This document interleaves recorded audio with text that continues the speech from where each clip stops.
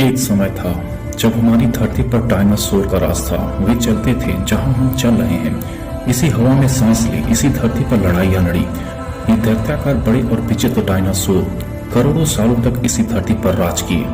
इन dinosaur की कई हजार प्रजातियां थी। इनमें से कुछ शाकाहारी तो कुछ मांसाहारी, तो कुछ डायनासोर बहुत शांत स्वभाव के थे, तो कुछ डायनासोर बहुत ही हिंसक और खतरनाक थे। और ये उस समय के सबसे सफल जीव थे। लेकिन फिर अचानक ऐसा क्या हुआ कि आखिर वो कौन सी घटना घटी थी जिसने इसका नामो निशान मिटा दिया था।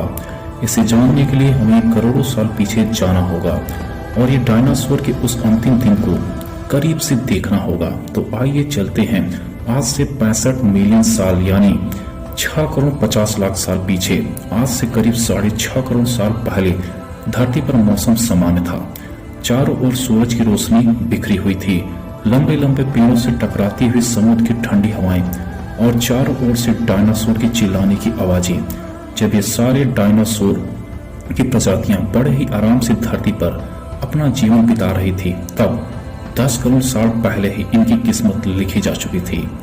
10 करोड़ साल पहले एक छोटा एस्टेरॉयड का टुकड़ा जो सुदूर अंतरिक्ष से आ रहा था, वह पृथ्वी से लगभग 20 करोड़ मील दूर मंगल और बृहस्पति के बीच क्षुद्र ग्रह बेल्ट में घूम रहे एक बड़े एस्टेरॉयड से जा टकराता है। इस टकराव के कारण उस एस्टेरॉयड की दिशा बदल जाती है और ये पृथ्वी की ओर 22,000 मील प्रति घंटे की रफ्तार से बढ़ता है। जब ये एस्टेरॉयड पृथ्वी से 3,84,000 किलोमीटर की दूरी पर था, तब धरती से शायद डायनासोर का अंत ना होता।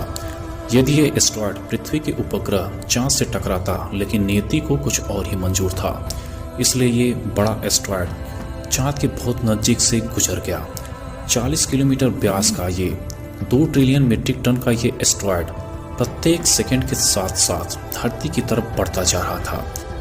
यह एस्टेरॉयड जब पृथ्वी के वातावरण के संपर्क में आया तो इसकी रफ्तार एकाएक 70,000 किलोमीटर प्रति घंटा हो गई।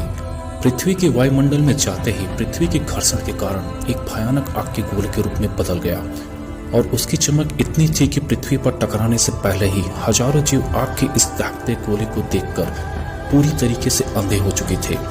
जीव उस उल्का को देख नहीं पा रहे थे, किंतु वह उसकी भयानक गर्मी को महसूस कर रहे थे। कुछ ही क्षण में यह एस्टेरॉयड पृथ्वी पर मैक्सिको की खाड़ी में टकराता है और लगभग 3500 डिग्री सेंटीग्रेड ऊर्जा वाला एक भयंकर विस्फोट होता है। और यह विस्फोट 10 हाइड्रोजन बम के बराबर था। यह विस्फोट इतना शक्तिशाली था कि इसके टकराते ही धरती के लाखों टन धातु अंतरिक्ष में चली गई। टकराव वाली जगह पर 180 किलोमीटर चौड़ा और 20 किलोमीटर गहरा गड्ढा बन गया। इस विस्फोट के कारण गड्ढे के सारे मेटल आसमान में धूल के बादल में बदल गए थे। 16 मिनट 40 सेकंड के बाद जमीनी टकराव की वजह से पृथ्वी पर 11.4 तीव्रता का भूकंप आया, जिसकी वजह से समुद्र में विशालकाय लहरों का निर्माण हुआ और ये एक के बाद एक सुनामी की लहरें चारों तरफ बढ़ने लगी और भूकंपी तरंगों ने सभी सक्रिय ज्वालामुखियों को दहका दिया, जिसके कारण जगह जगह डायनासोर का विनाश होना शुरू हो गया था। धरती के महाविनाश की प्रक्रिया आरंभ हो चुकी थी। इस भयानक विस्फोट में रेडिएशन की मात्रा इतनी बढ़ गई थी कि इसके 800 किलोमीटर के दायरे में आने वाले सभी जीव जलकर पूरी तरह राख के ढेर में बदल गए थे। इस महाविनाश में उड़ने वाले डायनासोर इन जमीनी खतरों से तो बच निकले, लेकिन ये तो महाप्रलय की मात्र शुरुआत भर थी। विस्फोट की वजह से जो लाखों टन पत्थर और धूल ऊपर गए थे, वे गुरुत्वाकर्षण के कारण आग के गोले के रूप में पूरी धरती पर बरसने लगे। साथ ही धूल का एक बहुत बड़ा तूफान 6000 किलोमीटर की रफ्तार से पृथ्वी की दूसरी तरफ मौत लेकर आ रहा था। ये धूल के बादल कई किलोमीटर मोटे थे।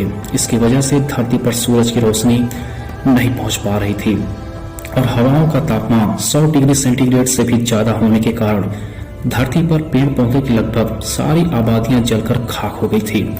विस्फोट के 90 मिनट बाद धरती का तापमान 200 डिग्री सेंटीग्रेड बढ़ गया।